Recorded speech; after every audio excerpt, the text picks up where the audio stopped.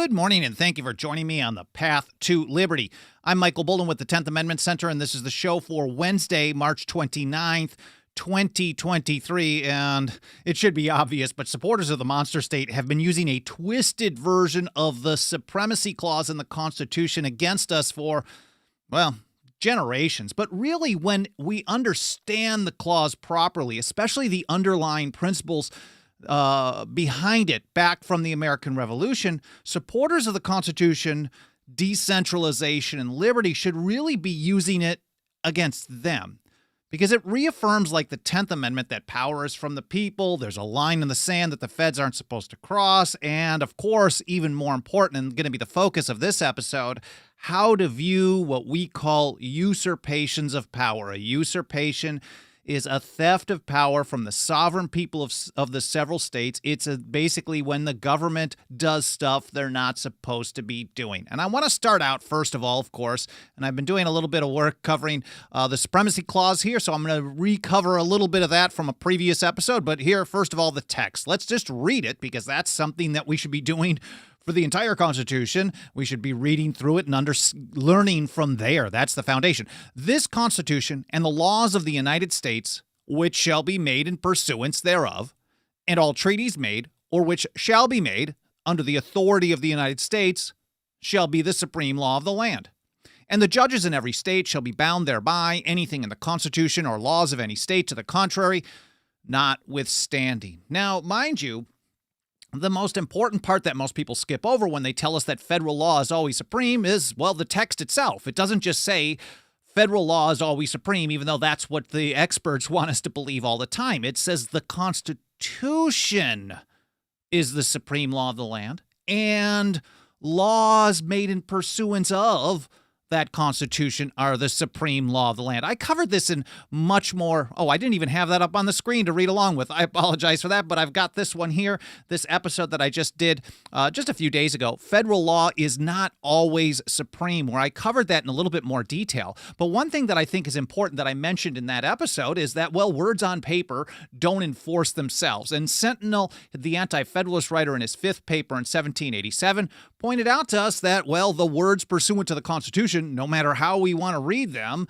no matter how many times we pointed out pursuant to the Constitution, the words pursuant to the Constitution will be no restriction to the authority of Congress. It was kind of a warning that maybe we didn't pay attention to. But what I really want to get to here is that most people miss about the supremacy clause is that it misses, they're not citing the fact that it reaffirms an important principle of the American Revolution, that all power flows from the people. Here's the Chancellor, Robert R. Livingston, from the New York Ratifying Convention, saying that, well, all power is derived from the people. Or James Wilson. These are Federalists, people who at the time we would say would be the big government guys, especially Wilson.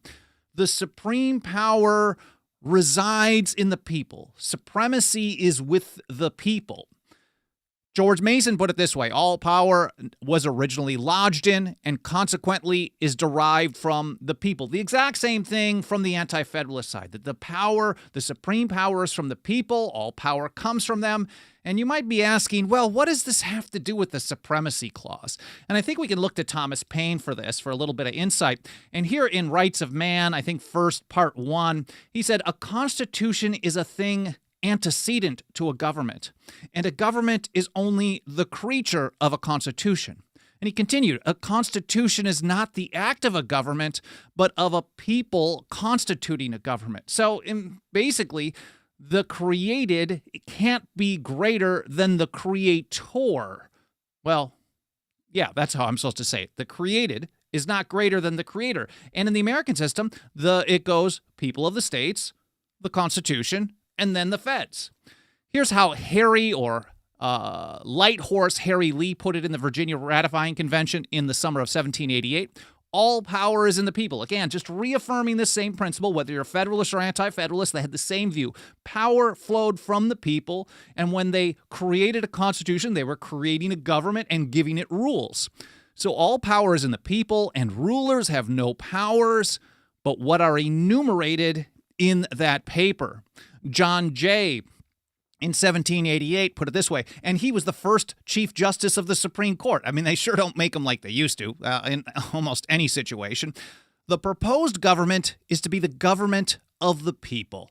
All its officers are to be their officers, and to exercise no rights, but such as the people commit to them. Now, mind you, the founders often used rights and powers interchangeably, and in the context here, that's what he's talking about. So the government is a creature of the creators, the people of the several states, and it's only authorized to do those things that are delegated to them. George Nicholas put it this way: it is a principle universally agreed upon that all powers not given are retained. Now, I'm going to link to all this stuff in the show notes, these original source documents. I publish a blog post over at 10thamendmentcenter.com/path-to-liberty about 1 to 2 hours after the live stream is done.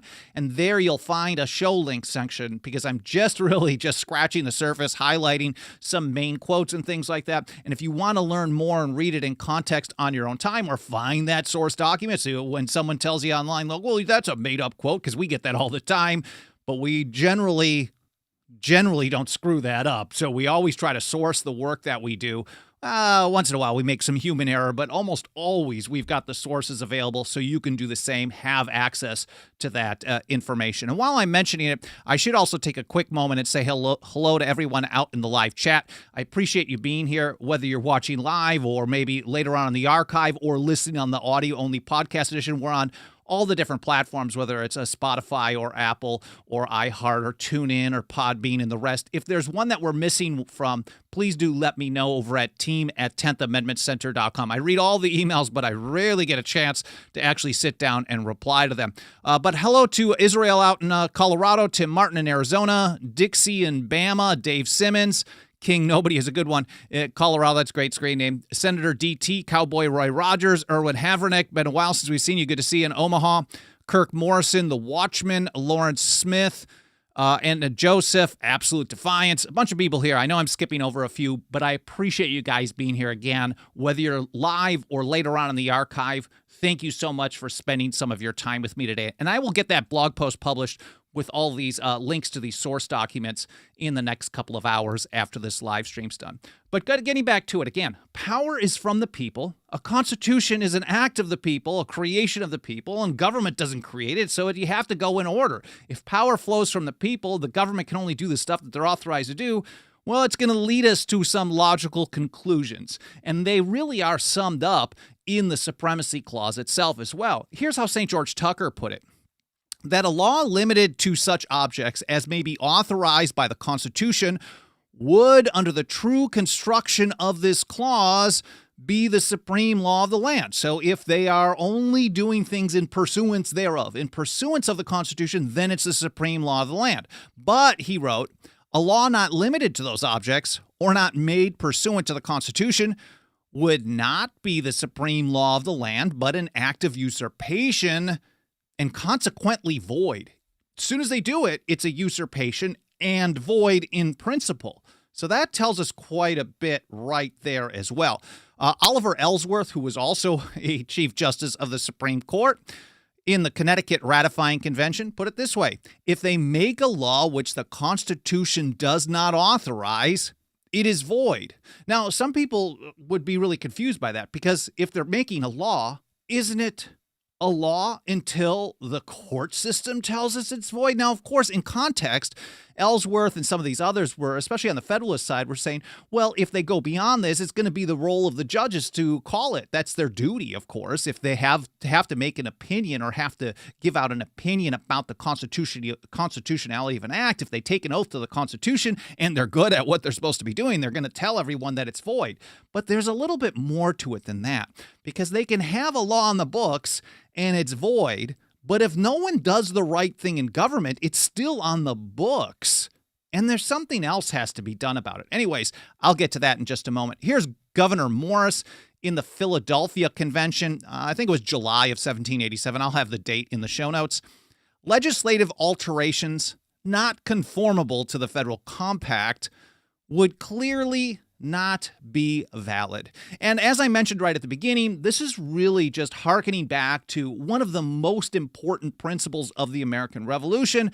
If you're a regular listener or viewer of my show here, You've heard me reference James Otis Jr.'s great speech against the writs of assistance in February of 1761, which we can call the beginning of the controversy between the colonies and Great Britain, if we don't call Patrick Henry and his work against the Stamp Act in 1765 basically similar principles. But here, James Otis Jr. told us that an act against the Constitution is void. This affirms the sovereignty of the people, the final authority of the people, because if government gets to determine whether or not government violated the Constitution that the government created, then government is the final authority. All power flows from government, not from the people. And if a constitution, whether written or unwritten, is an act of the people creating a government, then, well, I'm going in circles a little bit here. But Thomas Jefferson had the same type of view later on in 1798 in his text of the Kentucky Resolutions against the Hated Alien and Sedition Acts. And right at the beginning, whensoever the general government assumes undelegated powers, its acts are unauthoritative, void, and of no force. So usurpations of power in theory and in principle are void the moment they do them, not later on when a federal court says the federal government shouldn't have been doing things that the federal government wasn't supposed to be doing all along, whether it's 6 months or 6 years down the line. It's not about waiting for the government to tell us that the government screwed up. They're void immediately, and they hold no legal force. But how do you deal with it? Here's Alexander Hamilton, one of the biggest of the big government guys of the time, sounding better than almost everyone alive today in office. But here in Federalist number 78, and when that happens, you know you're in a really bad situation. Here's Hamilton. There is no position which depends on clearer principles than that every act of a delegated authority, contrary to the tenor of the commission under which it is exercised, is void. No legislative act, therefore, contrary to the Constitution, can be valid. Again, the same term, whether it comes from an anti-federalist or a federalist. As soon as they go beyond the limits, it's invalid and it is void. He said to deny this, and this gets back to what I was talking about with Thomas Paine's position about a constitution being an act of the people creating a government and the creator or the created, who's the top of the food chain.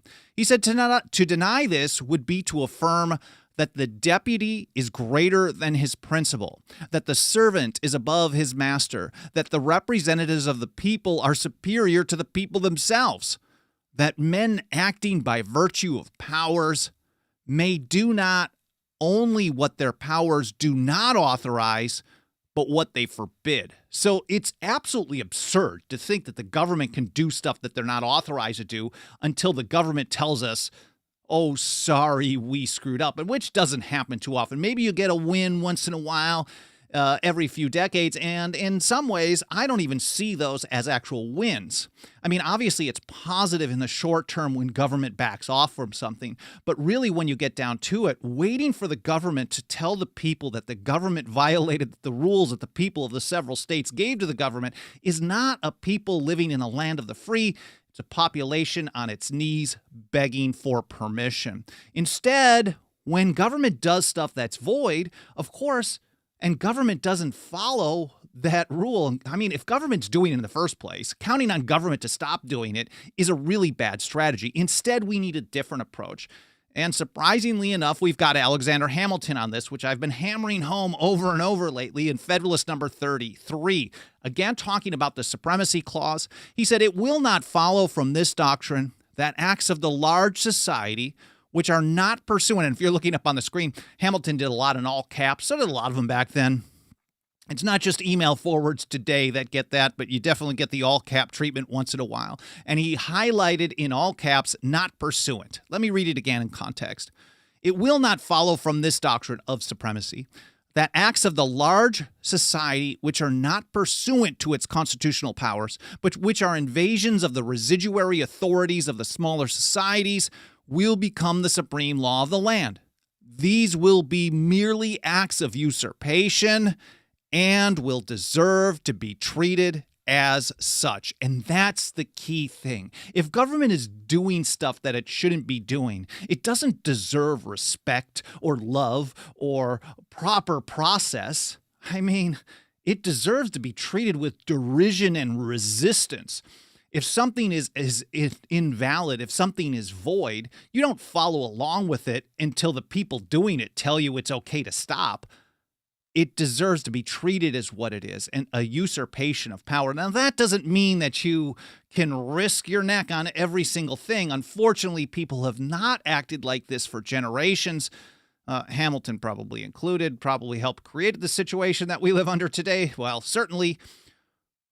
But if people don't act like a sovereign people who are in charge, then of course it's going to get in a situation where strategically treating things as such, as void and invalid, becomes very difficult. So you have to take strategic steps forward. Of course, we do that on all kinds of issues. I should mention 10thamendmentcenter.com/report. If you want to understand the strategy we use to chip away at the largest government in history, the historical basis, it's like a 240-page free annual report that you can download and read and share. You don't have to sign up, leave your name, nothing. Just go to the link, 10thamendmentcenter.com/report. You'll understand the strategy and see how we've been putting it into practice, and various other people have been putting it into practice in states in current times. Again, 10thamendmentcenter.com/report. So how do we treat these things as such? Well, Roger Sherman gives us a hint in a letter that he wrote in December of 1787.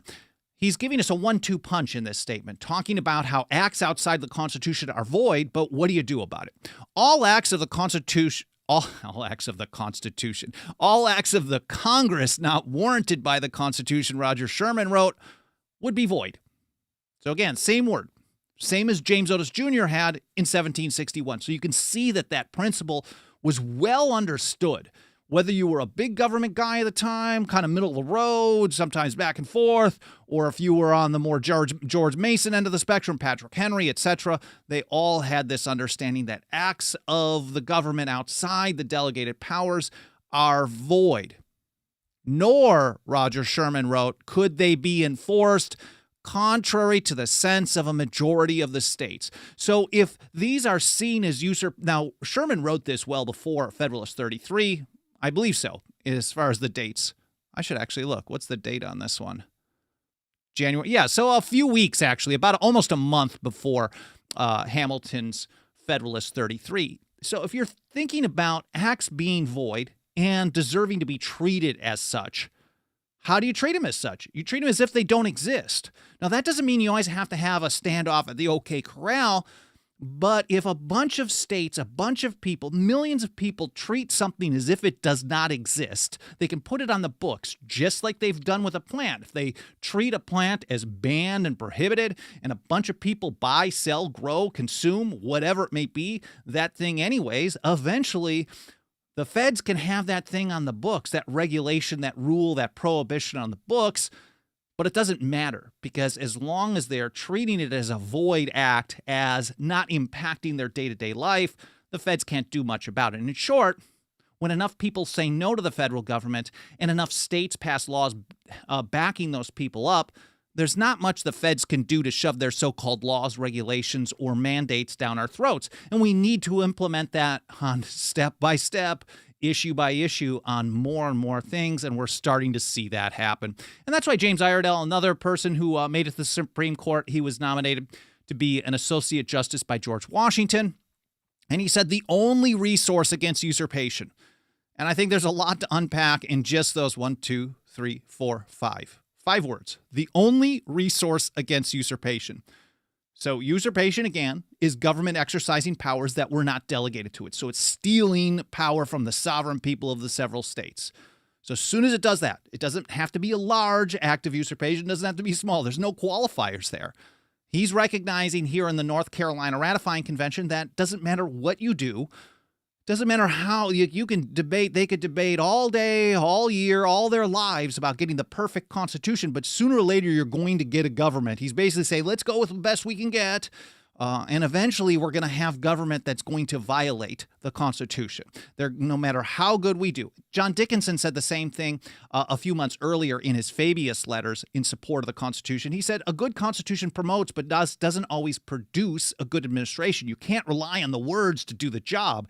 It takes something else because governments, by their nature, always try to expand their power at the expense of your liberty. Everyone should know this. So the only resource, not just a good idea, not just a suggestion to try after everything else, the only thing to do, the only way to stop usurpation. So again, the only resource against usurpation is the inherent right of the people to prevent its exercise. Even more to unpack, recognizing that when government does stuff that they're not supposed to do, and you tell the government, hey, you're not supposed to do this, government doesn't give a damn. They're going to try to enforce that anyways. That's what Roger Sherman was recognizing as well. They may pass it, they may try to enforce it, but when you get kind of we'll call it a tipping point, enough people in enough states exercising their inherent right to prevent its exercise, that's how you keep the government in check. I did another episode covering this, fast forwarding more to Lysander Spooner's day, mid-19th century, the great abolitionist anarchist. I didn't have a link for it handy here up on the screen, but I'll try to remember to include it in the show notes. Spooner's strategy to stop usurpation. And here is a guy who is commonly referred to as a guy who said, well, the Constitution is worthless, it's blah, blah, blah, it's caused all the problems. But he did writings for many years talking about the Constitution, some of which I agree with, some of which I do not. But strategically, he also recognized that the right of resistance of the people is the only way to keep government in check. Because if government does stuff and people just comply with it, government has no reason to stop doing more and more and more of that stuff. So again, James Iredell, the only resource against usurpation is the inherent right of the people to prevent its exercise. I'm going to take a look over in the live chat here in just a moment, see if I have any comments or questions that I can quickly get back to. But I want to point out that this is the kind of information we work very hard every single day to get. I mean, literally 365 days a year, maybe Christmas, maybe even my birthday a little bit, a couple hours here and there. But we work very hard every single day to get this kind of information out to more and more people. We want to empower people with the truth based in the history and the teachings and the strategy of the founders and old revolutionaries, because they were successful in defeating the largest government in history. And if we want to understand the original legal meaning of the Constitution, we don't even have to like the founders. But of course, the founders and the ratifiers are the ones who tell us what it means. So that's what we have to go back to. So we work very hard to teach people about the original legal meaning of the Constitution and, more importantly, how to defend the Constitution and liberty, whether the government likes it or not. And nothing helps us get that job done more than the financial faith and support of our members. 10thamendmentcenter.com/members is where you can join us if you got a couple of bucks of dirty government fiat, which they're devaluing more and more every single day. Throw it our way. I know things can be very tight financially for a lot of people, so don't feel any pressure. We're going to continue doing this. We've got 10 to 15,000 articles and blogs on our website available for free. But if you do have a couple of bucks extra, you can throw our way, 10thamendmentcenter.com/members. And if you prefer an annual or a lifetime option, instead of a monthly one, recurring, some people just don't like that. That's cool. You can do that as well. Again, 10thamendmentcenter.com/members. Let me take a look. Here's Haji, 1954. This is a great comment. And this is really what James Iredell is getting at. This is what Roger Sherman is getting at. This is what and although I didn't really cover it here, this is what Lysander Spooner was getting at. Noncompliance, nullification, interposition are acts of law enforcement by the people against political lawbreakers and criminals. I never actually used it in that term, but really, I've always talked about keeping government in check. That's the only way to keep government within the bounds of the Constitution. But if the Constitution is the supreme law of the land, well, there has to be law enforcement to lawbreakers. And really, that's how you actually keep them in check. That's how you enforce that law, is by refusing to go along with the stuff that they pass, that they throw at us, which is constantly, that shouldn't exist in the first place. Kirk Morrison has a good point here. We need to get some of the states to refuse federal funds and refuse to help the feds. Now, I think they are very closely connected. We have seen more of the refuse to help and very little of the refuse to accept the federal funds. And so that does kind of complicate it. We know politicians love their money grubbers. They love getting their hands on as much stuff as possible.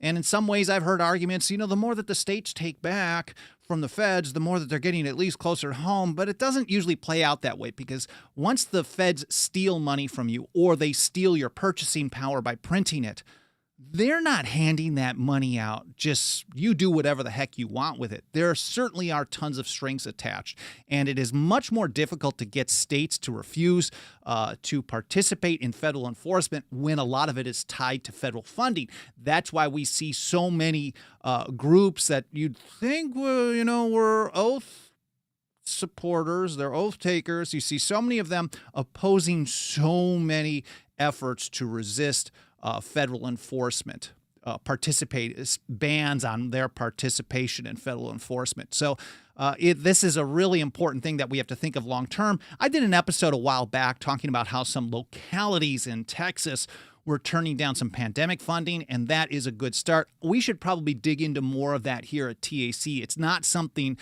we follow very closely, not just specifically that, but on the notion of turning down federal funds. One way that we do see this play out somewhat is in a growing number of states, 8 or 9 or so, that are opting out, at least in a vast majority of cases, sometimes to like 85% of the time, 90% of the time, of the federal equitable sharing asset forfeiture program. This isn't a grant. It's basically saying if you circumvent state law restricting civil asset forfeiture, basically taking stuff just without any due process, if you circumvent that, you can participate in a federal program and then just send the property to us, or just digitally send it to us. We'll take claim of it, and you get 80% of it. So that is a government handout. We've seen some willingness to withdraw from that particular program, but it's something that we really need to work on more here. And Kirk, that's a very long answer to. Good call on that. I appreciate your feedback on that as well. Let's see if there's any other comments or questions. Oh, Haji also mentioned Lysander Spooner well before I did. Kirk Morrison points out NFA, GCA of 68 are examples of things that we shouldn't follow. Sparrow dynamics, we must make it void. That is a great observation. This was much earlier in the show before I was even hinting at that. Or maybe I was, or maybe you've just been watching and listening to this, or you grasp the concept, because just waving words on paper at somebody and say, this is void, you violated these rules, they don't care. They will continue doing what they're doing until it is so logistically difficult for them to continue doing it that they have to back off. And we see this playing out before our very eyes when it comes to federal prohibition on cannabis.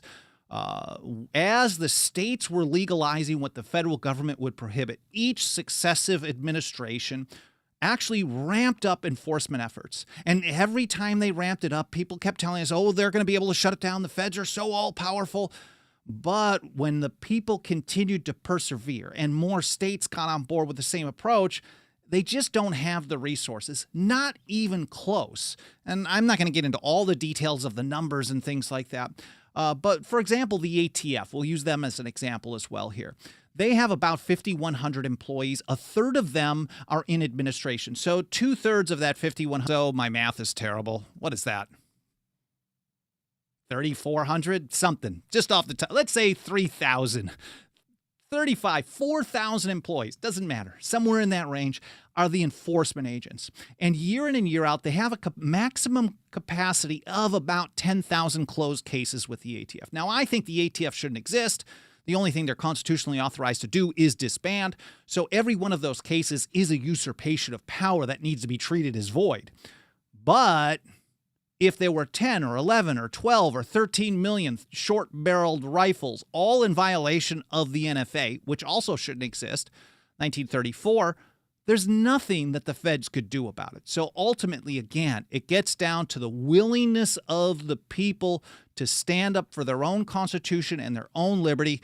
whether the government happens to like it or not. And that's maybe a bit of a mouthful there, but I really appreciate you watching the show. I hope you enjoyed it as much as I enjoyed sharing this information with you. I hope you learned something. Again, our membership program, 10thamendmentcenter.com/members. You can also smash the like button, leave comments, reviews on Apple Podcasts, etc. All that stuff will help us spread the word. I appreciate you being here, and I will see you. My Fast Friday episodes are going to be back starting this week, like I used to, just maybe 15-minute-ish episodes starting every Friday again in the next couple of, what is that, is it March 31st?